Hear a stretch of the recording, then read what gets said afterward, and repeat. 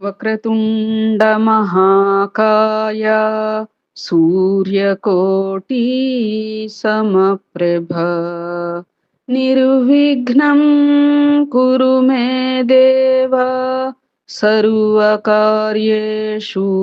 సర్వదా గురు బ్రహ్మా గురుర్విష్ణు గురుర్దేవో మహేశ్వరః గురు సాక్షాత్ పరబ్రహ్మ తస్మై శ్రీ గురవే నమః. శరదా శరదాంభోజ వదనా వదనాంబుజే సర్వదా సర్వదాస్మాకం సన్నిధిః సన్నిధిం క్రియాత్. ఓం గం గణపతయే నమః. సద్గురవే నమః. శ్రీ మహాసరస్వత్యై నమః. వైశాఖ పురాణం దశమోధ్యాయానికి చేరుకున్నామమ్మా. నవమోధ్యాయ పరంగా సతీదేవి దేహత్యాగం అనేటువంటి అంశాన్ని తెలుసుకున్నాము. తదుపరి నేడు కొనసాగించుకోవడానికి ప్రయత్నం చేద్దాం. శ్రీలక్ష్మీనారాయణాభ్యాం నమః. రుద్రుడు ఆ వార్తను విని కాలాంతకుని వలె భయంకరాకారుడై కోపమున తన తలపై ఉన్న జటను పెకిలించి నేలపై గొట్టెను. దాని నుండి భయంకరాకారుడును 1000 బాహువులు గల మహాశాలియకు వీరభద్రుడు వెలువడెను. అతడును పరమేశ్వరునికి నమస్కరించి నన్ను సృష్టించిన కారణమును తెలుపుము అని చేతులు జోడించి అడిగెను. పరమేశ్వరుడు నా భార్య వినజాలని రీతిలో నన్ను నిందించిన ఆమె శరీర త్యాగమునకు కారణమైన దక్షుని సంహరింపు అని అనతినిచ్చను. భూత సంఘములను వీరభద్రుని వెంట పొండని పంపెను. ఇట్లు పరమేశ్వరుని ఆజ్ఞనందిన వీరభద్రుడు వాని వెంట వెళ్లిన పరివారము యజ్ఞశాలను చేరి అచటనున్న దేవతలు రాక్షసులు మానవులు మున్నగు మహావీరులను అందరును కొట్టిరి. సతీదేవి మాటలకు నవ్విన సూర్యుని దంతములను వీరభద్రుడు రాలగొట్టెను. సతీదేవి మాటను సతీదేవిని పరిహసించు ఎవరెవరు ఏ ఏ అవయవమును సవరించుకొనిరో వారి వారి ఆ అవయవమును వీరభద్రుడు నాశనము గావించెను. దక్షుని శిరమును ఖండింపవలనని వీరభద్రుడు ప్రయత్నించెను. కాని మునిమంత్ర రక్షితమగు వాని శిరస్సును ఖండింపలేకపోయెను. పరమేశ్వరుడు ఆ విషయమును గ్రహించి తానే స్వయముగా దక్షుని శిరస్సును ఖండించెను. ఈ విధముగా వీరభద్రుడు శివుడు వారి పరివారము యజ్ఞశాలలోని వారిని భంగపరిచి తమ వారితో కలిసి కైలాసమునకు మరలిపోయిరి. యజ్ఞశాలలోని మిగిలిన వారు బ్రహ్మ వద్దకు వెళ్లి శరణు వేడిరి. బ్రహ్మయు వారితో కలిసి కైలాసమునకు పోయెను. రుద్రుని వివిధ రీతులలో ఊరడించెను, స్తుతించెను. శివుని సమాధానపరిచి శివునితో కలిసి యజ్ఞశాలకు వెళ్ళెను. యజ్ఞశాలలో మరణించిన వారినందరినీ శివుని ప్రార్థించి అతని చేతనే బ్రతికింపచేసెను. శివుడును దక్షుని అవినయమునకు శిక్షగా బ్రహ్మ ప్రార్థనకు గుర్తుగా దక్షునకు మేకముఖం నమర్చి బ్రతికించెను. అజముఖం అంటారు చూడు అది. మరియు మేక గడ్డమును తెచ్చి భృగు మహర్షికి అమర్చెను. సూర్యునికి దంతముల నీయలేదు, కాని వానికి పిండిని తినునట్టి శక్తిని మాత్రమే ఇచ్చెను. అవయవములను పోగొట్టుకున్న వారికి ఆ అవయవములను ఇచ్చెను. అందుకే సూర్య భగవానుడికి అరటిపళ్ళు పెడుతూ ఉంటాం కదా. యజ్ఞశాల ఈ విధముగా శివ బ్రహ్మల వలన పునర్జన్మ నందెను. యజ్ఞశాలలోని వారు శివుని ప్రార్థించిరి. యజ్ఞమును మరలా పూర్తి చేసిరి. యజ్ఞాంతమున అందరును తమ తమ స్థానములకు పోయిరి. శివుడు భార్యా వియోగమున దుఃఖితుడై గంగా తీరమున ఉన్న పున్నాగ వృక్షము క్రింద తపమాచరించుకొనుచుండెను. దక్షుని కుమార్తెయగు సతీదేవి శరీరమును విడిచి మేనా హిమాచలముల పుత్రికగా పుట్టి పెరుగుచుండెను. ఈ సమయమున తారకుడను రాక్షసుడు తీవ్ర తపమును ఆచరించి బ్రహ్మను మెప్పించెను. శివుని పుత్రుని వలన తప్ప మరి ఎవ్వరి వలనను మరణము లేకుండునట్లు వరములను పొందెను. పరమేశ్వరునికి భార్యయే లేదు, ఇహ పుత్రుడెట్లు కలుగును? కావున నేను అవధ్యుడను, నన్ను చంపువారెవ్వరూ లేరు అని తారకుడు తలచెను. వరగర్వితుడై సర్వలోకములను సర్వదేవతలను బాధింపసాగను. దేవతలను తన గృహమును ఊడ్చుటకును దేవతా స్త్రీలను దాసీలుగను నియమించుకొనెను. దేవతలను బహు విధములుగా బాధించుచుండెను. దేవతలు వాని వలన బాధలను భరింపజాలక బ్రహ్మ వద్దకు పోయి తమను రక్షింపుమని బహు విధములుగా ప్రార్థించిరి. బ్రహ్మయును వారి మాటలను విని ఇట్లు పలికెను: దేవతలారా, నేను తారకునకు రుద్రపుత్రుని విడిచి ఎవ్వరూ గెలవజాలరని వరమిచ్చిన మాట నిజం.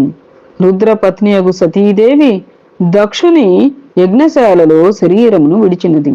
ఆమె ఇప్పుడు హిమవంతుని కుమార్తె పార్వతి అను పేరుతో పెరుగుచున్నది.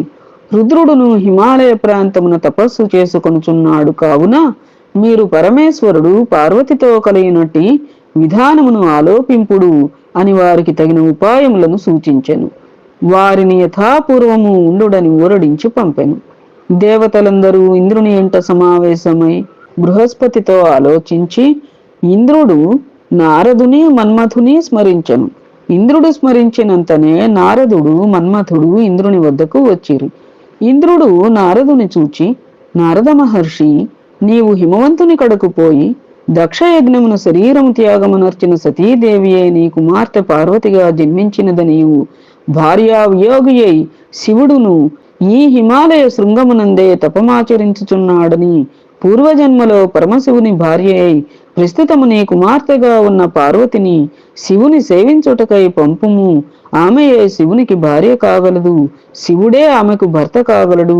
కావున నీవు నీ కుమార్తెను పూర్వజన్మయందలి భర్తయగు శివునికి భార్య చేయుము అని బోధింపుమని చెప్పి నారదుని హిమవంతుడి కడకు పంపెను.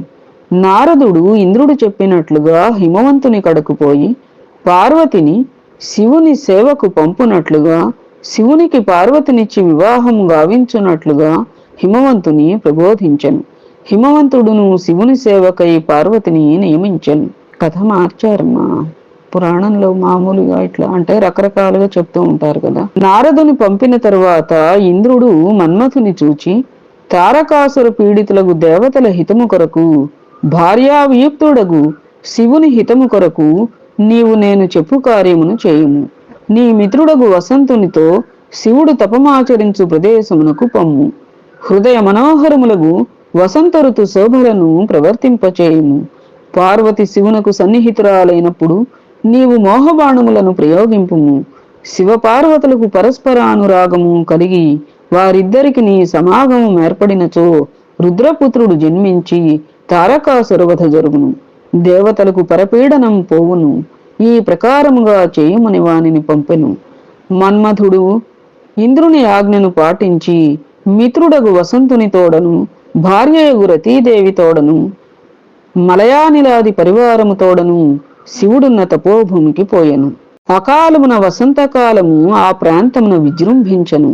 ఆ ప్రాంతమంతయును బహువిధ పుష్ప సమృద్ధము మలయానిల బహుళము అయ్యెను. ఆ సమయమున తనకు పూజా పుష్పములు మున్నగు వానిని సమర్పింపవచ్చిన పార్వతితో శివుడు సంభాషించుచుండెను.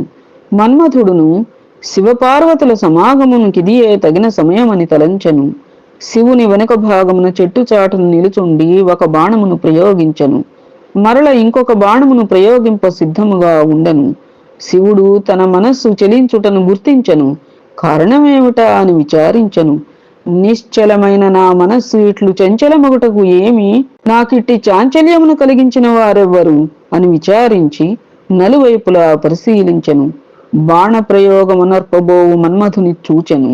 తన చూపును పార్వతి నుండి మరల్చెను. మన్మథునిపై నిటలాక్షుడు తన నుదుటనున్న మూడవ కన్నును తెరచెను. లోకభీషణమైన ఆ శివుని నేత్రాగ్ని మన్మథుని వాని ధనుర్బాణములతో సహా దహించి వేసెను. తమ కార్యమేమగునోయని చూచుచున్న దేవతలు భయపడి కకావికలై పారిపోయిరి. వసంతుడు మన్మథుని భార్య రతీదేవి శివుడు తమను కూడా శిక్షించునేమో, ఆ శిక్ష ఎట్లుండునో అని భయపడుచుండిరి. పార్వతీయు భయపడి కన్నులను మూసుకొని దూరముగా పోయెను. స్త్రీ సన్నిధానము యుక్తము కాదని పరమశివుడు అంతర్ధానమయ్యెను. మన్మథుడు చేసిన పని దేవతలకు శివునకు ఇష్టమే అయినను మన్మథునికి మాత్రం అనిష్టమైన అనర్థం కలిగినది. ఒకవేళ శివునకు దేవతలకు అనిష్టమైన పనిని చేసినచో ఇంకా ఎంతటి ఆపద మన్మథునకు కలుగునో ఎవరు చెప్పగలరు? కావున శృతకీర్తి మహారాజా, ఇక్ష్వాకు వంశము వాడైన హేమాంగదుడు సత్పురుషులకు అనిష్టు చేయగును. సజ్జనులను గౌరవింపక పరమాత్మకు అహితమును వైకల్యము కలవారిని అప్రసిద్ధులను ఆదరించి గౌరవించుటచే చేసిన దానికి సునకాది జన్మలనెత్తి బాధపడెను. కావున సాధు సేవ ముఖ్య కర్తవ్యం. అనాథుల ఎడ దయా జాలి మితిమీరరాదు. ఈ విషయము గమనింపవలెనని శృతదేవుడు వివరించెను. పరమశివునికి అనిష్టమును చేయుటచే మన్మథుడు తరువాత జన్మయందును బాధలు పడెను. పరమ పుణ్యప్రదమైన ఈ కథను రాత్రి గాని పగలు గాని ఎవరు విన్నను జన్మ మృత్యువు ముసలితనము మున్నగు భయముల నుండి విడువబడుదురు. అనగా వారికి జన్మాదుల వలన భయముండదు అని శృతదేవుడు శృతకీర్తికి వివరించెను. ఇది శ్రీ స్కాంద పురాణాంతర్గత వైష్ణవఖండే వైశాఖ పురాణే దశమోధ్యాయం సంపూర్ణం. ఏతత్ఫలం సర్వం సద్గురు చరణారవిందార్పణమస్తు. సద్గురవే నమః. శ్రీలక్ష్మీనారాయణాభ్యాం నమః.